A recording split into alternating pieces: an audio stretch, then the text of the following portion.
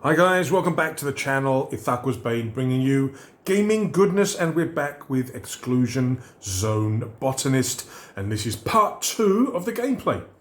In part 1, we've basically had 6 turns, or we've been active for 6 hours. We've made our way from the infill all the way up to here, to the area 4, and we've managed to find 3 plants, all of which have the haulet arrangement. Now, in terms of corruption, we've only got 1 level of corruption, and that was due to the last plant that we found that actually did corrupt us 1 level. The Fraxinus subulata had corrupting spores. But yeah, I'm having a good time so far. My daughter has started her game. She's I think she's like gone all the way over to the 5th area. She's like over halfway through her time, and she's managed to find 2 plants in the last 2 turns, and that's it. All the journey round to the over here, she didn't find anything. But in the meantime, we are about to come to the next turn, which is 11 o'clock, which is going to bring us into risk value 3 territory. And I'm thinking that we are going to... Because the thing is, these 2 areas are pretty much guaranteed, well, a high chance of finding plants. And I do want to find at least 1. I don't know if I can draw there, the pencils come through. But I want to try and find at least a couple more plants.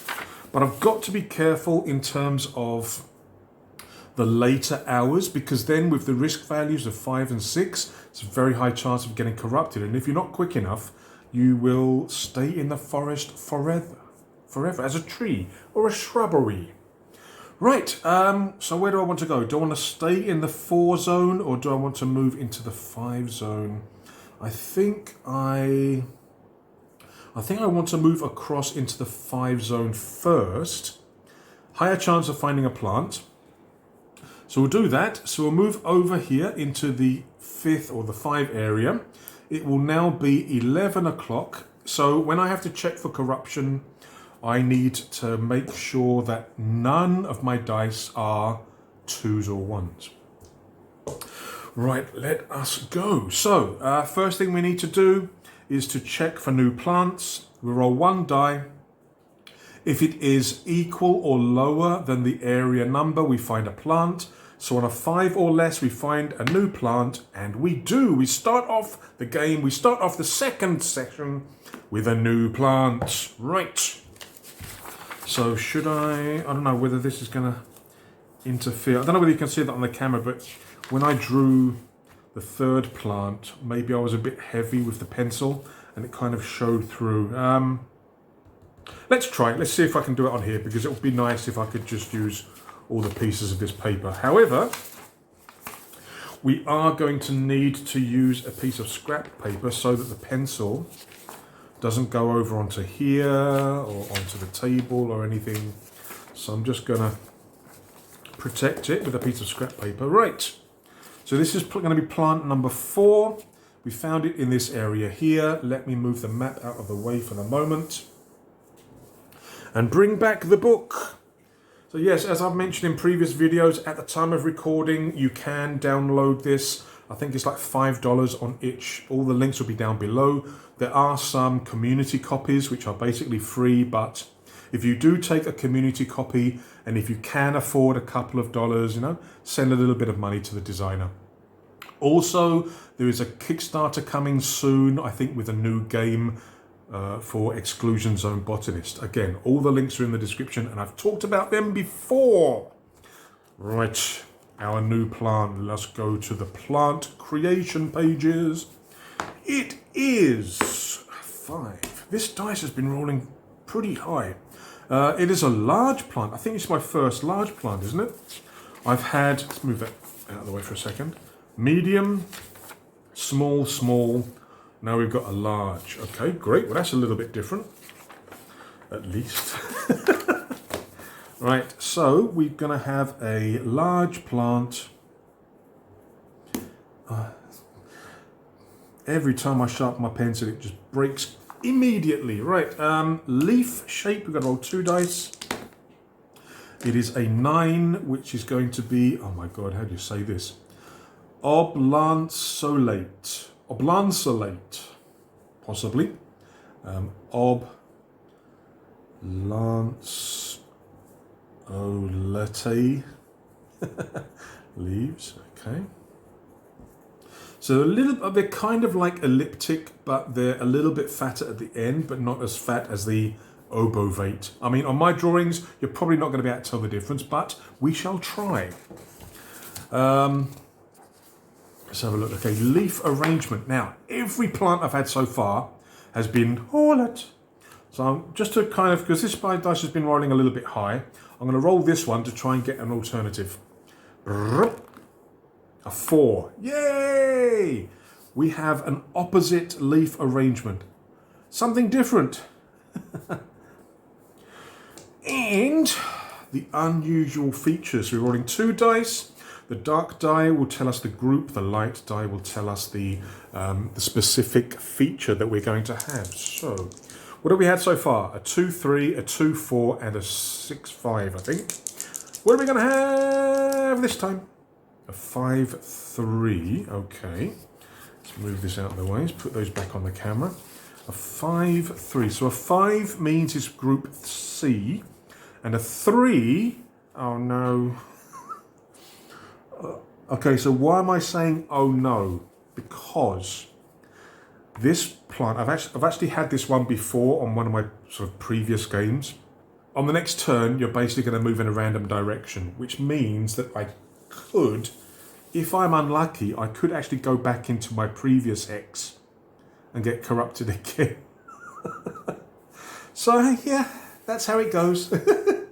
So we got blinding light. Let me write that down. Right, blinding light. A common tree with a large opening in the center. A blinding flash of light erupts. You have an uncontrollable sense of being lost in a labyrinth. You are disorientated. Next move, roll a d6, go in a random direction. Yeah, I hope I don't end up back in the spores. But yeah. So I've rolled up a random name. This is going to be the Epimedian violacea. Try and say that 10 times in a row. And I've also made some notes here. So it's a common tree. So it's a large tree with a large opening in the center, which somehow creates a flash of light. So I'm thinking that the drawing that the botanist would do may not be accurate. It would just be based on that very quick pre-flash visual of what the tree looks like. So maybe it's not as accurate as other drawings. I don't know whether I want to try and interpret that in the drawing or whether that can justify the drawing ability. So I'm now going to be drawing this large tree with a large opening in the center. Blinding flash of light. Okay, so it's got oblanceolate leaves. Opposite arrangement. It's a tree. Don't know how I'm going to do this, but I shall try. Back in a second. Okay, the big tree with the blinding light kind of done something. Wasn't too sure exactly how to do the sort of top of the tree with all the leaves without having to spend 5 hours doing all the different leaves. But I have tried to. It doesn't look right, does it? It doesn't. I think the trunk looks okay, and the blinding sort of the large opening in the center with the blinding flash kind of looks okay. But yeah, I didn't know how to show off the sort of leaf shape and arrangement, so I just did something like that. It doesn't look right, but never mind. It is what it is. But yeah, this is a large. It was supposed to be a large common tree, so I put here it's about maybe 10 meters high total. I reckon that maybe the large opening is at maybe at 2.5 meters up. So it's a fair way up the trunk, but enough so that it can basically blind anybody in sort of the vicinity. But yeah, this is kind of what we've got. I think it will do. So now we've got four plants for our little book. But yes, with the discovery of this, drawing it from my quick memory before it flashed and blinded me, we've now got our tree, the Epimedian violacea. Now, we've got to check for corruption first. So we are, in this hex here, we're at risk value 3. So if the dice are both 2s or 1s, we become corrupted. So we're fine. We still only have that 1 corruption because of that hex there. But apart from that, we are okay at the moment. I'm going to put these into my little record book. Again, I'll staple all these together so it makes like a nice little permanent record. What are we doing now? Okay, so the next turn, we've got to move randomly, don't we? Yes, we do. What does it say here? Roll a d6, go in a random direction. So 1 is northeast, 2 is east, 3 is southeast, 4 is southwest, 5 is west, and 6 is northwest. Now the problem is we're in a position where we're only going to have 4 options. So northeast and northwest are not going to work. So what I'll do is, if it's northeast or northwest, what I'll do is I'll take... no, because that will bring us there. I'll just re-roll. So we roll. We get a 2, which means we move east. I think that's in the right direction, isn't it? Yes, it's in the right direction. Never eat shredded wheat. Yes, east is this direction. So we are forced to move into that hex. Now, I've got to be honest, I probably wouldn't have moved here by choice. I think I would have probably moved either here or here. Because again, I've got to keep in mind in terms of the time, the upcoming risk values, and being able to get out. So, like I say, I probably wouldn't have moved there, but at least it wasn't west. Right, we are now at 12 o'clock. It is now noon. Do we find a plant? This is still in the number 5 area. We roll. We get a 1. Yes, we do find another plant. Good, good, good. Now I am going to have to start a new piece of paper for this one. Okay, so we got possibly another 4 on here. Move that out of the way. Right, so we do find a new plant. What do we find? Move the map out of the way. What do we find for the new plant? Right, size a 2, small. Right, another small plant. Okay, leaf shape.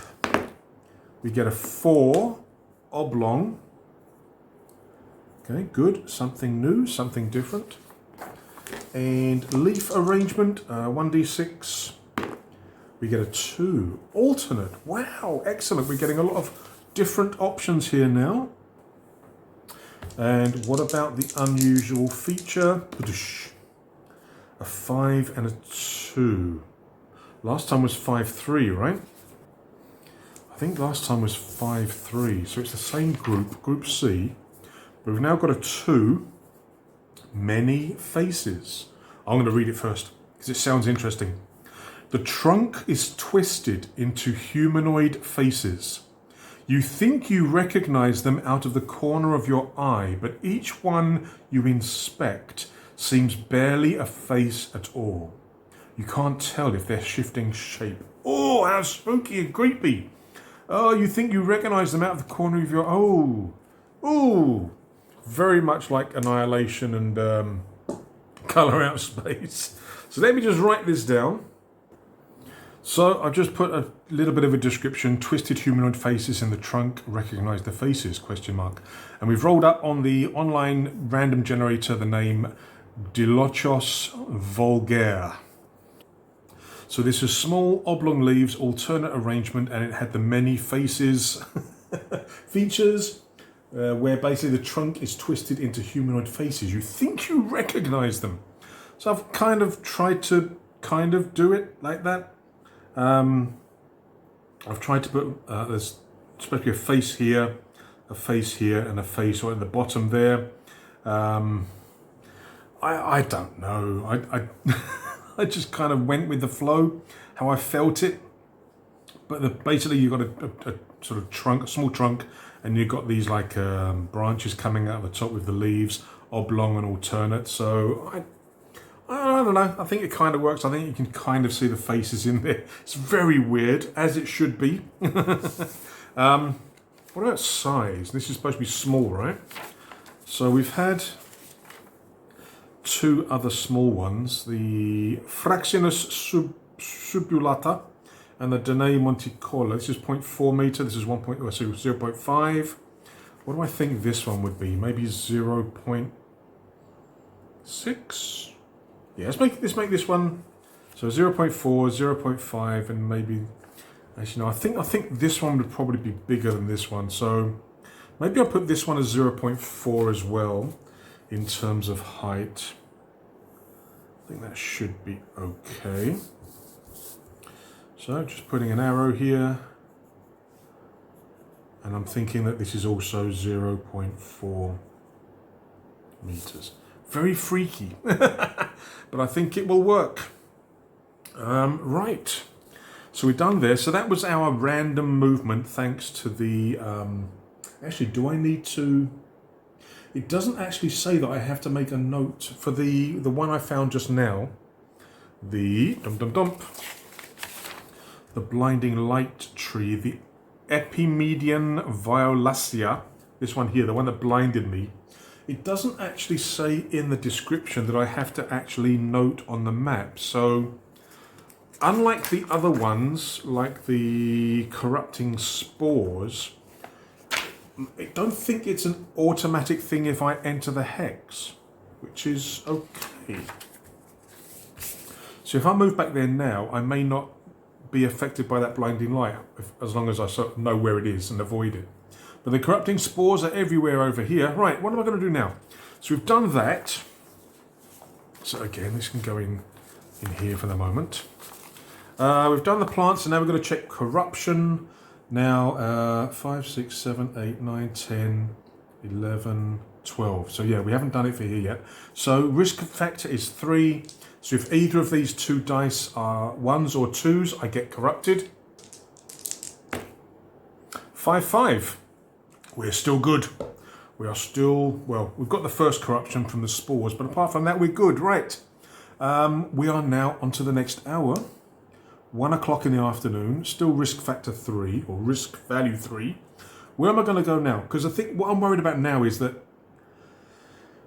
next turn, I'm going to get risk value 4, which means 1, 2, 3, 4, 5, 6, 7, 8, 9. 1, 2, 3, 4, 5, 6, 7. Yeah, I think I really should start making my way back. I think there's nothing in the game that says you have to stay until the last sort of hour. You can leave earlier if you want, but obviously you're not going to document as many plants. But I think it would be safe for me to maybe make my way back, maybe go into the 3 area. I think that's what's going to happen. So we are going to move into the next hex. So 5, 6, 7, 8, 9, 10, 11, 12, 13. Yeah. So I've moved the cube. It's now 1 o'clock. We're in this hex here. We're still in the 5 zone. So on a 5 or less, we find a plant. We get a 6. So no plant. Wow. Okay. So no plant there. We now have to roll for corruption. So it's still risk factor, so risk value 3. Oh, that's not good. Okay, double 2. So risk value 3 means if both dice are 1s and 2s, we get corrupted. So we do double 2s. So I have to tick off the next level of corruption, which is small lumps begin to form on your skin. Ooh. Right, and for the next turn, we are going to be moving on to risk value 4, where any roll of 1s, 2s, and 3s is corruption. Right, so let's go. We're now at risk value 4. We're at 2 o'clock in the afternoon. We're going to move into this area here, which is in the 3 zone, or the 3 area. We're going to roll to see whether we find a plant. We need a 3 or less. We do. Okay, great. We find another plant here. Right, plant 6. see if we can get something interesting. Maybe something easy to draw this time. So, size is a 1. Another small plant. We're finding a lot of small plants. Leaves, we get 8. Lanceolate leaves. Okay, what about the arrangement? The arrangement is boink 1. Alternate again, okay.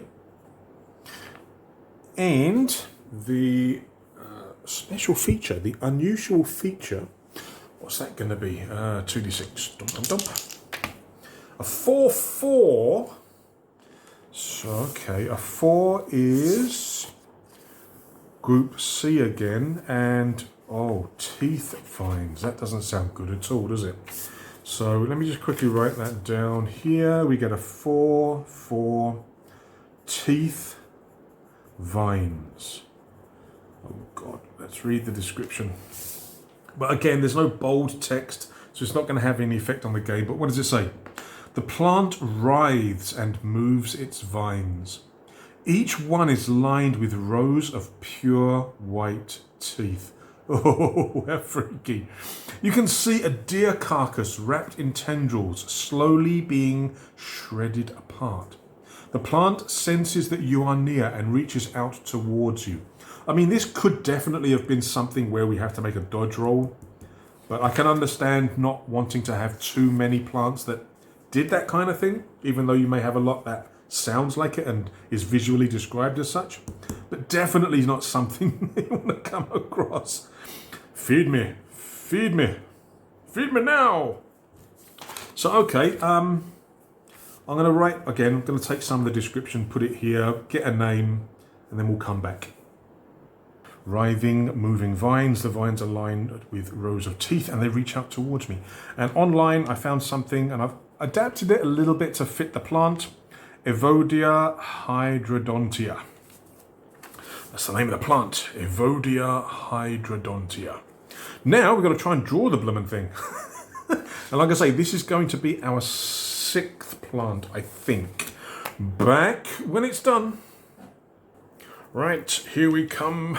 3rd plant of the day, or the 3rd plant of part 2 of the playthrough. Evodia hydrodontia. Yeah, again, I wasn't exactly sure how I was going to do this, but what I envisioned was maybe something that looks part animal, part plant, because of the teeth thing, and maybe just the lower sort of limbs or the lower branches have the teeth, the vine kind of thing, and the rest are covered in sort of the leaves. So it doesn't automatically look like a huge danger until you see the lower limbs, which are going to be reaching out towards you with those teeth. But yeah, like I say, I think a lot of people are going to have different interpretations of what these plants are going to look like. And that's another great thing about the game, is that there's going to be no one way to visualize what you roll up. But yes, it kind of looks like a squid.